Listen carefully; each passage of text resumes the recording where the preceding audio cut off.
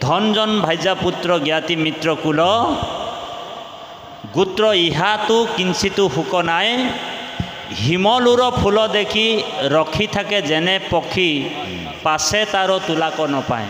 গতিকে পক্ষীসকলে হিমলুৰ ফুলটোক চাই ভাবে যে ইয়াৰ পৰা বৰ সুগন্ধি ভাল বস্তু খোৱা বস্তু ওলাব বুলি পক্ষীয়ে সেই হিমলুৰ গছত বহি কিনি চাই থাকে।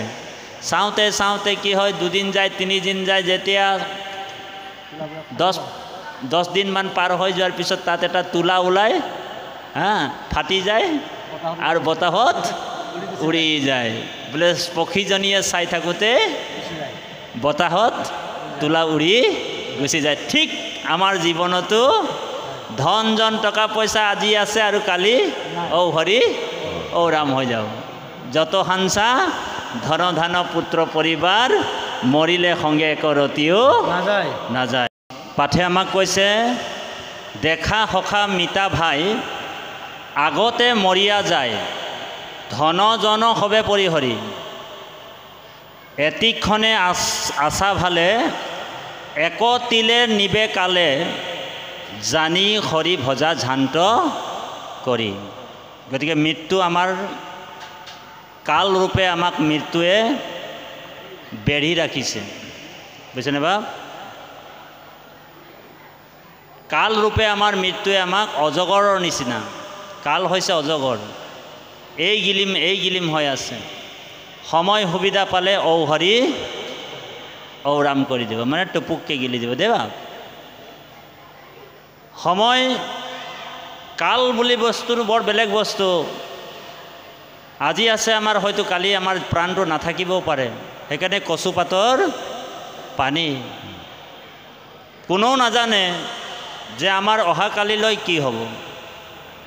গতিকে প্ৰাৰব্ধ যিমানটো আমাৰ লিখি ৰাখিছে ভগৱন্ত বিধিয়ে সিমানটোৱে হ'ব বুলি কৈছে।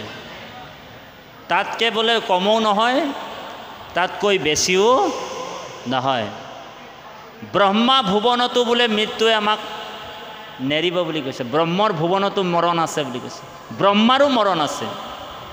ভাগৱতে সিদ্ধান্ত দিছে এ ৰাম শুনা সবা সদ পদ এ কহিলো সাক্ষাৎ ব্ৰহ্ম ভুৱনত নেৰাই মৰণৰ হাত। বোলে ব্ৰহ্ম ভুৱনতো মৰণৰ হাত নেৰাই বুলি কৈছে, তাতো মৃত্যু গুচি যাব, কাল গুচি যাব। এ ৰাম যদি ব্ৰহ্ম লোক যায় মহাযত্ন কৰি ব্ৰহ্মাৰ ভুৱন পৰা কালে আনে ধৰি দুৰন্ত কালৰ হাত নেৰায়ে কুমত তনু উপজন্তে মৃত্যু উপজে লগত। বোলে কেঁচা থাকোঁতে পকা ফল নহয়, পকা থাকোঁতে বোলে কেঁচা ফল সৰি যাব পাৰে, হয়নে বাৰু? এনেকুৱা হৈছেনে বাৰু? পকা থাকোঁতেও কেঁচা ফল সৰি গৈছে, তো জীৱনৰ কিবা ভৰসা আছে নেকি বাৰু? সেইকাৰণে ইয়াতে ভাগৱততে উল্লেখ কৰিছে, ভাগৱতে সিদ্ধান্ত দিছে যে দেখা সখা মিতা ভাই আগতে মৰিয়া যায় ধনজন হবে পৰিহৰি। চিন্তা কৰোঁতে কৰোঁতে বোলে মৰিলেই নহয়, বোলে আমুক জেগাত মাটি ল'ম,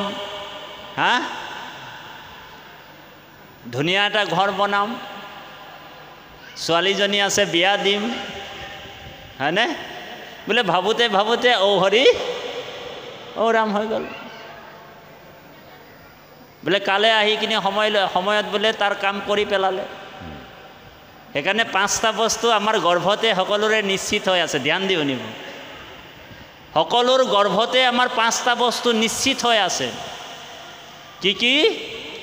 বোলে আয়ুষ কর্মস বিত্তং বিদ্যা নিধম, এই পাঁচটা বস্তু।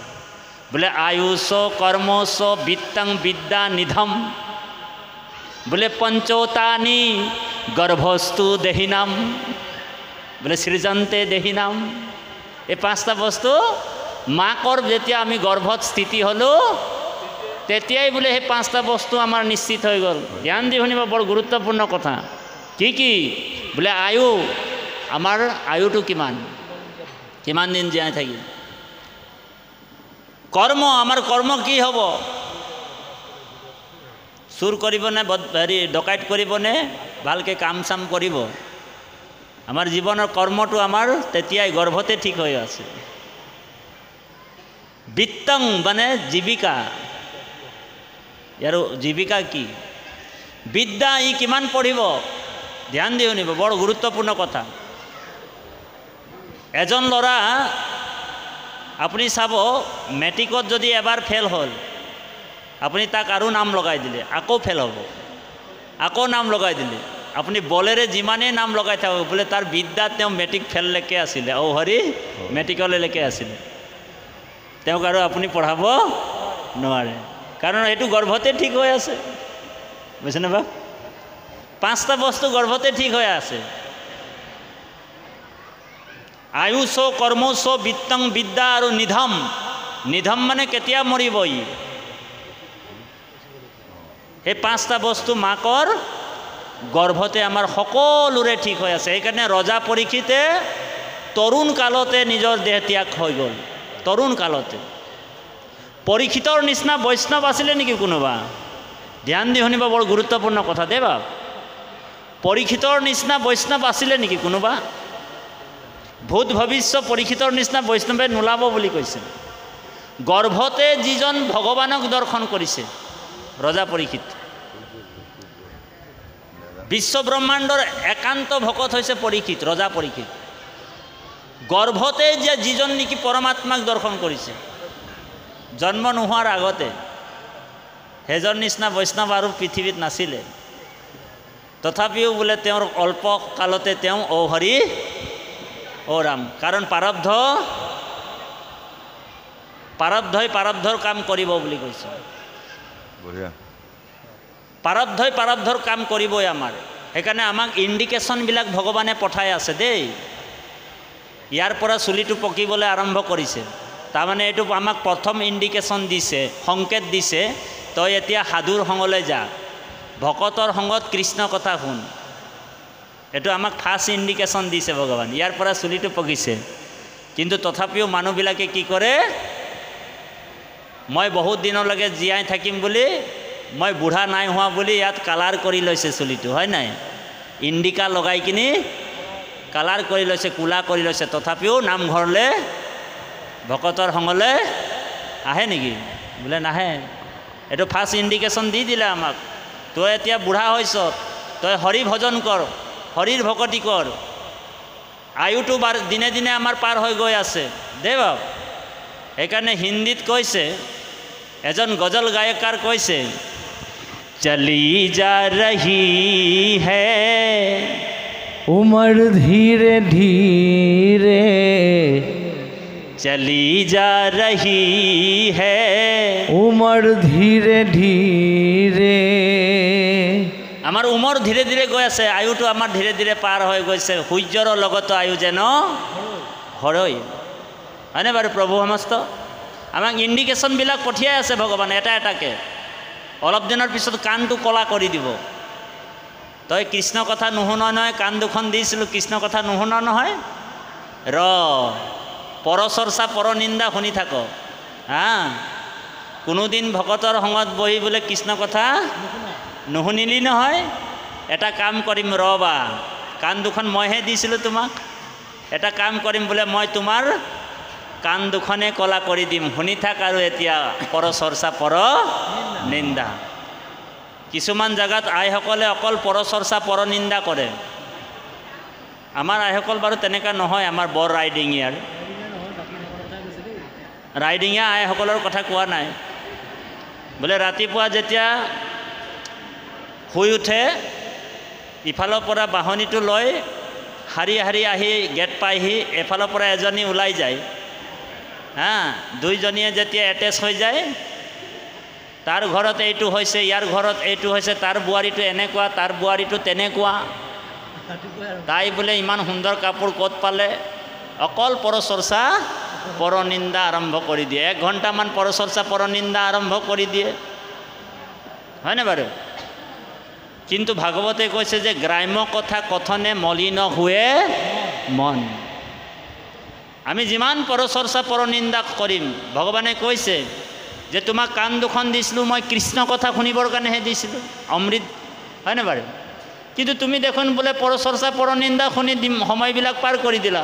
বোলে এটা কাম কৰিম ৰ'বা, অলপ দিনৰ পিছত তোমাৰ কাণ দুখন বোলে নুশুনা কৰি দিম, শুনি থাক, এতিয়া কলা কৰি দিম, হয়নে বাৰু?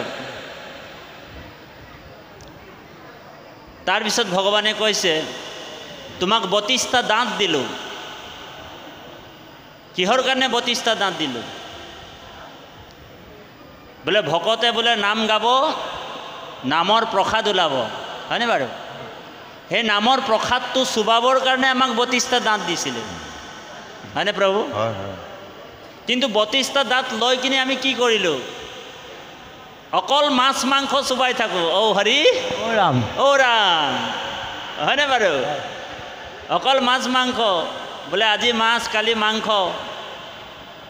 এফালে বোলে প্ৰাৰ্থনাও গাই আছোঁ, মৎস্য কুৰ্ম নৰসিংহ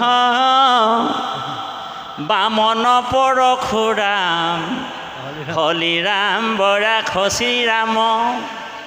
এফালে মৎস্য মানে মাছ, মৎস্য কুৰ্ম নৰসিংহ ডেইলি গাই আছোঁ, আৰু বোলে বাপে বোলে মাছ নাহ'লে ভাতেই নাই ঢুকে বোলে। ঔ হৰি ঔ ৰাম, ঔ ৰাম। এফালে মৎস্য কুৰ্ম নৰসিংহ বামন পৰশুৰাম গাই আছোঁ, আৰু বাপৰ বোলে মাছ নহ'লে বোলে ভাতেই নোসোমায়। ঔ হৰি ঔ ৰাম, ঔ ৰাম। বোলে কি ৰকম ভকত ৰে, এনেকুৱা ভকত হ'লে হ'ব নেকি? আমি কিছুমান কথা ভকতি লাইনত গ'লে আমি সাধনত আহিব লাগিব দেৱা। মাছ মাংস যদি আমি ডেইলি খাই আছোঁ আৰু এইফালে বোলে নামো গাই আছোঁ, বেলেঞ্চত নাথাকিব বোলে, জমা হয় নাথাকে বোলে। একফালে কামানি কৰিছে, একফালে ওলাই গৈ থাকিব। ধ্যান দি শুনিব দেৱা। আমি তাঁতি বাপে আপোনালোকৰ বোলে বন্ধ কৰিবলৈ অহা নাই চকাবিলাক, তৰা মাছ খাচি কি খাচি খাই থাক। ঔ হৰি ঔ ৰাম। কিন্তু যিটো ভাগৱতে কৈছে মাছ মাংস এইবিলাক আসুৰিক ভোজন, বুজিছেনে বাৰু? বেদে ইয়াক মানা কৰিছে, বোলে আহাৰ শুদ্ধয়ো শতশুদ্ধি, শতৌ শুদ্ধি ধ্ৰুৱা স্মৃতি। আহাৰ শুদ্ধি শতশুদ্ধি ধ্ৰুৱা, আহাৰ শুদ্ধয়ো শতশুদ্ধি, শতৌ শুদ্ধি ধ্ৰুৱা স্মৃতি। আৰু স্মৃতি যেতিয়া শুদ্ধ হ'ব তেতিয়া আমাৰ বিবেক হ'ব আৰু কৃষ্ণত ভক্তি হ'ব। বিপ্ৰ মুখ্য বুলি কৈছে। আৰু আমাৰ মুক্তিৰ যিটো ৰাজমাৰ্গ, মুক্তিৰ ৰাজমাৰ্গটো তেতিয়াই খুলিব যেতিয়া আপোনাৰ আহাৰ সাত্বিক হ'ব। ঔ হৰি ঔ ৰাম, ঔ ৰাম। কিন্তু আমি আহাৰটো সাত্বিক কৰিব পৰা নাই, কাৰণ আজি মাছ কালি মাংস, ডেইলি মাছে মাংস পুৰাই চুবাই আছে। কিছুমান মানুহে, কিছুমান ভকতটো মাছে মাংস চুবাই চুবাই মদও খায়। ঔ হৰি ঔ ৰাম। দেখাত শুনাততো ভকত যেন লাগে, কিন্তু বোলে ৰাত হ'লে বোলে মাছে মাংস পুৰা দবা পিঠা খাই লয়, আৰু ৰাতিপুৱা শুই উঠি গা পা ধুই কিনি গুৰু আসনত গৈ কিনি মই দুৰাচাৰ কেৱলে তোমাৰ অপৰাধী নাৰায়ণ ক্ষমিও কখৰি লয়ো দাস কৰি পখিলো হেৰা শৰণ। ভগৱানটো ভাবে কি ৰকম ভকত ৰে, বোলে ৰাতি হ'লে বোলে মাছে মাংসই মদে পুৰা দাবাই লিল, আৰু সকাল হ'লে বোলে গা পা ধুই কিনি ৰাতিপুৱা বোলে হৈ কিনি গা পা ধুই কিনি বোলে মই দুৰাচাৰ গাই আছে বোলে। ঔ হৰি ঔ ৰাম, ঔ ৰাম। তথাপিও মানে ভগৱানে অকণমান তাক মানে ক্ষমা কৰি দিয়ে দেই ভগৱানে আকৌ কি কাৰণে অকণমান ক্ষমা কৰি দিয়ে জানেনে? যেতিয়া বোলে কেৱলে তোমাৰ অপৰাধী নাৰায়ণ কৈ থাকে নহয়, ভগৱান কৈছে যে মোক অকণমান বেয়া লাগি যায় আৰু, কাৰণ মোৰেই বোলে ভকত হয়, উপায়টো নাই আৰু, এদিন নহ'লে এদিন বোলে সি মাছ মাংস এৰিব আৰু। গতিকে কৃপালু বাপাই সমস্ত এই আহাৰটো আমি সাত্বিক খাব লাগিব, আমাক বেদেও কৈছে দেই বাপ। গতিকে কৃপালু বাপাই সমস্ত ইয়াতে বৃত্তাসুৰ যদিও অসুৰ আছিল কিন্তু কৃষ্ণৰ একান্ত ভকত আছিল। সেইকাৰণে কৈছে আমাক ইণ্ডিকেশ্যনবিলাক কৈ আছে, ভগৱানে আমাক ইণ্ডিকেশ্যন দি আছে। 32টা দাঁত যেতিয়া আমাক ভগৱানে দিছে নামৰ প্ৰসাদ চুবাবৰ কাৰণে দিছে। আৰু যদি এই 32টা দাঁত পাই কিনে আমি যদি নামৰ প্ৰসাদ আমি নুচুবাওঁ, ডেইলি মাছ মাংস খাম, তেতিয়া ভগৱানে কি কৰিব জানেনে? ভগৱান ভাবিব ইয়াৰ বোলে মই আজি অলপ দিনৰ পিছত 32টাই উঠাই লৈ গুচি যাম বুলি কৈছে।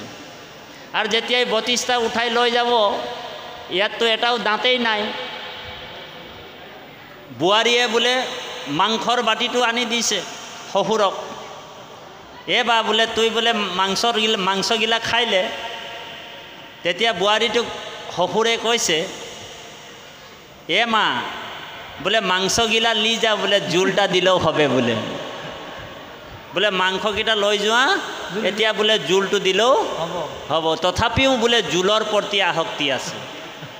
সেইকাৰণে ভাগৱত শুনি আমাৰ আসক্তিবিলাক আমি দূৰ কৰিব লাগিব। ধ্যান দি শুনিব, বৰ গুৰুত্বপূৰ্ণ কথা। ৰজা পৰীক্ষিতে ভাগৱত শুনাৰ পিছত তেওঁৰ আসক্তিবিলাক দূৰ কৰিছে। 7 দিন ভাগৱত শুনাৰ পিছত যিটো মোৰ বুলি ভাবি আছিলে, মই বুলি ভাবি আছিলে, এই দেহাটো মোৰ বুলি ভাবি আছিলে। পুত্ৰ পৰিবাৰ 61 ৰজা, হয়নে বাৰু? ভাগৱত শুনাৰ পিছত কি কৈছে বাৰু ৰজা পৰীক্ষিতে? ই ৰাম গৃহ অন্ধকূপতে পৰিলো মই পাপ, কৃষ্ণৰ কৃপাতে পাইলো ঋষি সাপ। আজি কৃষ্ণই মোক কৃপা কৰি ঋষি সাপ দিছে, ভাল হ'ল। ঋষি সাপটো পাই কিনি মোৰ ভাল হ'ল। কোনে কৈছে এইটো? ৰজা পৰীক্ষিতে উপলব্ধি কৰিছে। জানন্ত বিফলে যায় ভিতৰ সন্ততি, সাপ দিয়াই উপজাইলা অমূৰ বীৰ কতি। বোলে সাপ নোহে ইটো মূৰ পৰম প্ৰসাদ, গৃহ শৰীৰ কমূৰ কৰিলা উৎসাদ। যিটো মই বুলি ভাবি আছিলোঁ, মোৰ বুলি ভাবি আছিলোঁ, আচলতে মোৰ দেহাটোও মোৰ নহয় বুলি কৈছে। সেইকাৰণে কৃপালু বাপাই সমস্ত এই কথাটোকে ইয়াতে বৃত্তাসুৰে ভগৱন্তৰ আগত স্তুতি কৰি কৈছে, হে প্ৰভু, যে দেখা সখা মিতা ভাই আগতে মৰিয়া যায়, ধনজন সবে পৰিহৰি, এটিখনে আশা ভালে একতিলে নিবে কালে, জানি হৰি ভজা ঝান্ত কৰি। তাৰপিছত কৈছে, জুনু বোলা সবে মূৰ এৰাইবাকো কোনে পাৰে, হৰিকে ভজিলে ৰক্ষা নাই, হেন বুদ্ধি কৰি যদি হৰিক নভজা যাবে, অধুগতি যাইবে সমুদায়। তাৰপিছত কৈছে, হৰিত ভকতি কৰি দণ্ডে কত মৰে যদি। ধ্যান দি শুনিব, আজি আপোনালোক ভকতি কৰিছে, কৃষ্ণ কথা শুনিছে, কাইলৈ কেনেবাকৈ যদি আপোনালোকৰ প্ৰাণ গুচি যায়, কিবা এটা বিয়োগ হৈ আপোনালোক বিয়োগ হৈ যায়, মৰি যায়, তথাপিও আপোনালোক নাভাবিব যে আমাৰ গতি নাই বুলি। ভাগৱতৰ 10ম স্কন্ধত ইয়াৰ সিদ্ধান্ত দিছে, এই ৰাম জীয় যদি পঞ্চদিন বিষ্ণু ভক্ত নৰ, তথাপি তাৰে হে জানা জীৱন সফল। জীয় যদি পঞ্চদিন বিষ্ণু ভক্ত নৰ, তথাপি তাৰে হে জানা জীৱন সামফল। বোলে পৰম দুৰ্মতি যিটো ভক্তিহীন নৰ, জীয় যদি বহু কাল সহৰ্ষ বছৰ। বোলে কোনোবাই 110 বছৰ জীয়াই আছিলে, কিন্তু কোনোদিন বোলে নামঘৰলৈ নাহে নাহে। কিছুমান মানুহে কয় নহয় মোৰ ককা দেউতা বোলে 110 বছৰ জীয়াই আছিলে। বোলে জীয়াই আছিলেতো কি ডাঙৰ কথা হ'ল, হয়নে বাৰু? মোৰ বোলে আইতা বোলে 120 বছৰ জীয়াই আছিলে। বোলে 120 বছৰ জীয়াই আছিলেতো কি ডাঙৰ কথা হ'ল, হয়নে বাৰু? কোনোদিন নামঘৰলৈ নাহিল, কোনোদিন ঈশ্বৰৰ নাম নল'লে, কোনোদিন হৰি কথা নুশুনিলে। বোলে আহিল কণা গল কণা, খাগৰি কাটিল 3 কণা। তেওঁৰ জীৱনটো আহিল আৰু গ'ল। আৰু কোনোবা যদি 5 দিনো আহি কিনি যদি ভকতি কৰিছে কৃষ্ণৰ, তেওঁৰ জীৱনটো ধন্য বুলি কৈছে।